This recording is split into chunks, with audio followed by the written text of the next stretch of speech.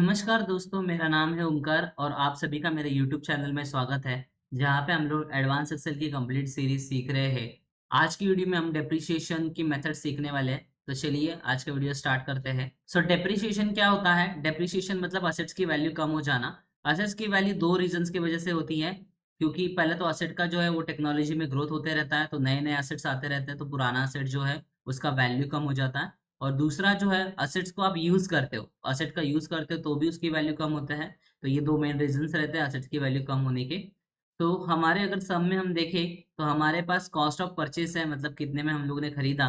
और salvage, salvage का मतलब रहता है कि हमारे पास उसको यूज़ करने के बाद उसका वैल्यू कितना बचा है। तो ये चीज़ें हमारे पास यहाँ पे अवेलेबल है और वो कितने टाइम तक रहने वाली है चीज़ें, जैसे कंप्यूटर 6 साल तक हम यूज़ करने वाले हैं, मोबाइल 7 साल तक यूज़ करने वाले हैं। यहाँ पे नैनो कार का एग्ज़ाम्पल दिया है जो 8 साल तक यूज़ करने वाले हैं। तो हमारे पास ये चीज़ें अवेलेबल, लेकिन हर साल उसका वैल्यू कितना कम हुआ, ये वैल्यू हमें निकालना है। तो डेप्रिसिएशंस के मेथड यूज़ करेंगे कि कितना वैल्यू उसका हर साल कम हो रहा है। ओके? तो पहले तो उसका कॉस्ट ऑफ परचेज़ यहाँ पे 25,000 जो कंप्यूटर का है। तो पहले हम लोग मेथड यूज़ करेंगे डीबी। डीबी मेथड का यूज़ करने के लिए आपको पहले इक्वल टू डीबी ऐसे टाइप करना है। उसके बाद आपको यहाँ पे कॉस्ट लिखा है, तो कॉस्ट आपको यहाँ पे लेना पड़ेगा, कॉस्ट ऑफ परचेज़। उसके बाद कॉमा देके आपको सैलवेज लेना है, सैलवेज यानी कि लास्ट में आपको डिप्रिसिएशन निकालने के बाद कितना अमाउंट बचता है 6 साल बाद। और लाइफ में आपको उसका ये जो 6 साल का लाइफ है ये सिलेक्ट कर लेना है। इसके बाद आपको कौन से ईयर का डेप्रिसिएशन निकालना है ये आपको यहाँ पे पीरियड में डालना है। तो आपको फर्स्ट ईयर का डेप्रिसिएशन निकालना है, तो आपको यहाँ पे फर्स्ट ईयर टाइप करना पड़ेगा, या फिर आप यहाँ पे सिलेक्ट भी कर सकते हो एंड देन एंटर कर देना है। तो आपको ये फर्स्ट ईयर का डेप्रिसिएशन अमाउंट मिल गया 7,750। एक्चुअली अगर आप ये सब 6 साल का कैलकुलेट करोगे तो 2,700 छोड़ के जो अमाउंट रहेगा वो हमारा डेप्रिसिएशन रहेगा, क्योंकि 2,700 तो बचा हुआ उसका एक कंप्यूटर का वैल्यू है। तो ये कैसे कैलकुलेट करेंगे? तो उसके लिए पहले तो हमें यहाँ पे क्या करना पड़ेगा, लॉकिंग करना पड़ेगा। जैसे कि हमें ये कॉस्ट ऑफ परचेस है वो यहाँ पे सेकंड ईयर में भी सेम ही रहने वाला है। सैलवेज है वो भी सेकंड ईयर में सेम रहेगा, लाइफ भी सेकंड ईयर में सेम रहेगा। लेकिन ये जो G4 है, G4 रिप्रेजेंट कर रहा है नंबर 1 ईयर को, वो आपको लॉक नहीं करना है। तो आपको लॉकिंग के लिए यहाँ पे यूज़ करना पड़ेगा F4 बटन। F4 से क्या हो जाएगा, ये लॉक हो जाएगा। तो 3 चीज़ें लॉक करनी है आपको, cost of purchase, salvage and life. और इसको ड्रैग कर देना है नीचे 6 साल तक। और इसका अगर आप टोटल लगाओगे यहाँ पे सम फॉर्मूला यूज़ करके, तो आपको ये जो टोटल आएगा वो आएगा 22,902। तो आपका टोटल आ जाएगा 22,302। अगर यही टोटल को हम लोग 2,700 से प्लस करेंगे, यानी कि जो बचा हुआ अमाउंट है लास्ट ईयर में, तो वो हो जाएगा 25,002 रुपीज़, यानी कि ऑलमोस्ट 25,000 हो जाएगा। तो पहले मेथड से हम लोगों ने पहले मेथड से हम लोगों ने डिप्रिसिएशन यहाँ पे कैलकुलेट कर लिया। अभी सेकंड मेथड है, सेकंड मेथड में डबल डिक्लाइन बैलेंस है। डबल डिक्लाइन बैलेंस में देखो पहले साल से डबल डिक्लाइन हो जाता है ये बैलेंस। तो देखते हैं कैसे करेंगे हम लोग इसको। इसलिए यहाँ पे यूज़ करना पड़ेगा डीडीबी। सेम आपको फॉर्मूला लेना है, कॉस्ट, उसके बाद सैलवेज, उसके बाद लाइफ एंड पीरियड में आपको 1 लेना है। डबल डिक्लाइन बैलेंस में आपको कुछ चीज़ें लॉकिंग करनी पड़ेगी। तो लॉकिंग करने के लिए आपको अगेन सेम चीज़ें लॉक करनी पड़ती है यहाँ पे, कॉस्ट, सैलवेज एंड लाइफ, तीनों को लॉक करो और इसको ड्रैग कर दो। तो देखिए सेम ही आ रहा है 22,300। उसके बाद SLN straight line method. Straight line method में देखिए क्या होता है, अगर मैं स्ट्रेट लाइन मेथड ले रहा हूँ यहाँ पे, तो SLN मुझे टाइप करना पड़ेगा। इसमें आपको कॉस्ट लेना रहता है, सैलवेज लेना रहता है और लाइफ जो आपको दिख रहा है यहाँ पे, ये तीनों चीज़ें आपको सिलेक्ट करनी है।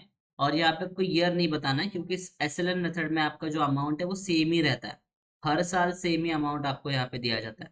तो इसमें आपको लॉकिंग करना पड़ेगा पहले तो। लॉकिंग करने के बाद इसको हम लोग ट्रैक करेंगे। और जब हम लोग इसका टोटल लगाएंगे SLN मेथड में, तो वो भी सेम ही आएगा 22,300। फिर है SYD। SYD मेथड का मतलब है सम ऑफ ईयर डिजिट्स।